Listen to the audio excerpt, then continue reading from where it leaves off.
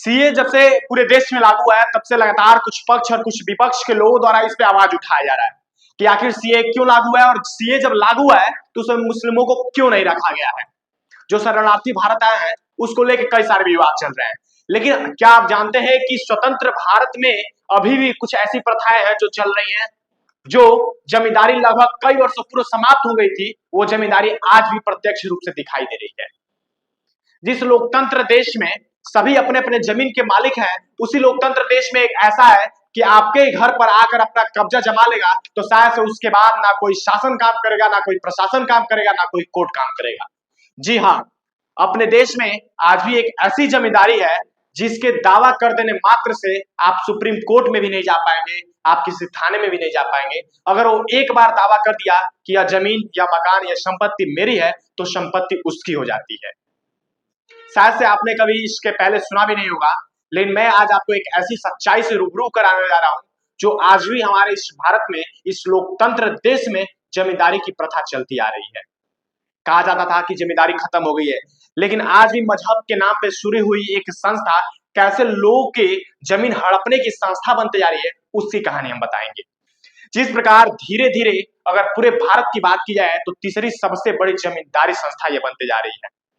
अगर पूरे भारत की बात की जाए तो सबसे ज्यादा जमीन रेलवे और डिफेंस के बाद सबसे अधिक किसी के पास जमीन है तो इस संस्था के पास है, यानी कि मैं बात कर रहा हूं वक्फ बोर्ड की। किस प्रकार कांग्रेस के समय में एक बोर्ड की शुरुआत की जाती है जिसमें हिंदू पक्षधरों के साथ, सिख पक्षधरों के साथ, जैन पक्षधरों के साथ, यानी कि मुस्लिमों को छोड़ के सभी पक्षों के साथ अन्याय किया जाता है। और उस समय ना कोई पक्ष आवाज उठाता है, ना कोई विपक्ष आवाज उठाता है। और जब आज सीए लागू हो जाता है तो सारे विपक्ष के पेट में बवासीर उत्पन्न हो जाता है। आखिर ऐसा क्यों होता है?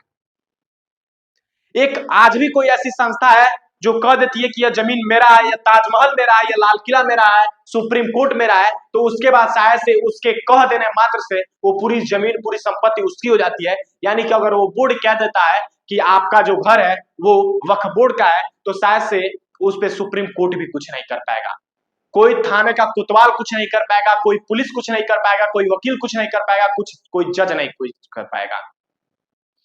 एक ऐसी आज भी हमारे समय में समस्याएं हैं। वक्फ बोर्ड जो आज तीसरा सबसे बड़ा जमींदार बन चुका है, यानी कि पूरे भारत की सबसे ज्यादा तीसरे नंबर पर संपत्ति है, तो आज वक्फ बोर्ड क्या है। लेकिन वक्फ बोर्ड की किस प्रकार शुरुआत होती है, आज उसी शुरुआत को हम आपके बीच रखने आए हैं। बात है सन 1954 की, यानी कि आजादी के बाद 1954 में किस प्रकार नेहरू जी की सरकार में एक बोर्ड का गठन होता है, यानी कि एक एक्ट लागू किया जाता है जिसको वक्फ बोर्ड एक्ट कहा जाता है। लेकिन 1954 में नेहरू जी की सरकार में वक्फ बोर्ड एक्ट का तो गठन कर दिया गया था, लेकिन शायद से उस समय इतनी उसको शक्ति नहीं मिली हुई थी जितनी की शक्ति इस समय दिखाई दे रही है। फिर से एक बार और उन्हीं की सरकार में 1964 में उसके काउंसिल की भी गठन कर दिया थी। उसकी एक अलग बात की जाए, जजमेंट के लिए कोर्ट बैठाए गए हैं, यानी कि वक्फ काउंसिल ऑफ इंडिया। 1964 में नेहरू जी के ही शासनकाल में वक्फ काउंसिल ऑफ इंडिया का गठन होता है और उसमें उसके तहत उनको इतनी स्वतंत्रता दी जाती है कि वो किसी भी जमीन को अपना कह सकते हैं, और जो उसकी सुनवाई होगी वो उन्हीं के कोर्ट में होगी, न कि जो आजकल हमारे तमाम ऐसी सिविल कोर्ट होती हैं, हाई कोर्ट होती हैं, सुप्रीम कोर्ट होती हैं, इनमें किसी की भी उसकी सुनवाई नहीं होती है। फिर कुछ समय और बीतता है। 1964 में जिस प्रकार उसको कोर्ट के आदेश मिल जाते हैं, गठन हो जाता है। फिर से एक बार 1995 में सरकार आती है। 1995 का वो समय आता है जिसमें वक्फ बोर्ड को इतनी पावर दे दी जाती है और उसके एक्ट में संशोधन किया जाता है, और उस संशोधन जो कि केवल एक सीमित राज्यों के लिए वक्फ बोर्ड था, वो पूरे देश में लागू कर दिया जाता है। यानी कि भारत के पूरे राज्यों और उसके साथ साथ केंद्र शासित प्रदेशों में भी वक्फ बोर्ड का गठन होने लगता है।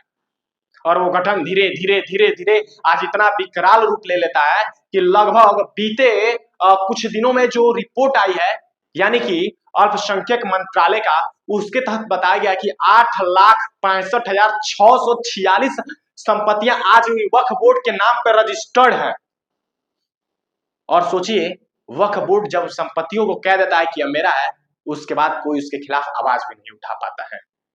उसके खिलाफ आपको जाना होगा उसी के कोर्ट में, और उसके कोर्ट की अगर बात की जाए तो उसका विधायक भी मुस्लिम होगा, उसका अध्यक्ष भी मुस्लिम होगा, उसका सांसद भी मुस्लिम होगा, उसका जो वहां का अलदर्री होगा वही मुस्लिम होगा। और इतना ही नहीं है, अगर बात की जाए तमाम ऐसे आजादी के बाद भारत में जिस प्रकार नेहरू जी की सरकार में ऐसा लागू कर दिया गया था, उन्हीं सब चीजों को हम दिखा रहे हैं कि किस प्रकार 1954 की धारा 9(1) के प्रावधान के तहत 1964 में भारत सरकार द्वारा 1954 के वक्त अधिनियम को सबसे ज्यादा संशोधित करके पावर दे दिया जाता है और आज वो पूरा पावर भारत के लिए बाबासीर बन जाता है।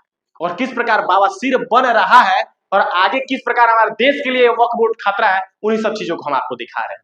वक्फ बोर्ड वो संस्था है जो अल्लाह के नाम पे दी गई संपत्ति का रख रखाव करता है। जी हाँ, जिस प्रकार मुस्लिम समुदाय यानी कि इस्लाम धर्म के मानने वाले हैं, वो अपने चल और संपत्ति को अगर वक्फ बोर्ड के नाम पे कर देते हैं, यानी कि अल्लाह के नाम पे जकात कर देते हैं, दान कर देते हैं, तो उसके सारी संपत्ति का मालिकाना हक वक्फ बोर्ड के पास चला जाता है और शायद से उसके बाद जो संपत्ति दान करने वाला होता है उसका उस संपत्ति पे कोई अधिकार नहीं रह सकता है। सारा संपत्ति खरीदने, बेचने और किराए पे देने तक का सारा अधिकार वक्फ बोर्ड के पास चला जाता है और शायद इसी तरह से वक्फ बोर्ड की एक शुरुआत होती है।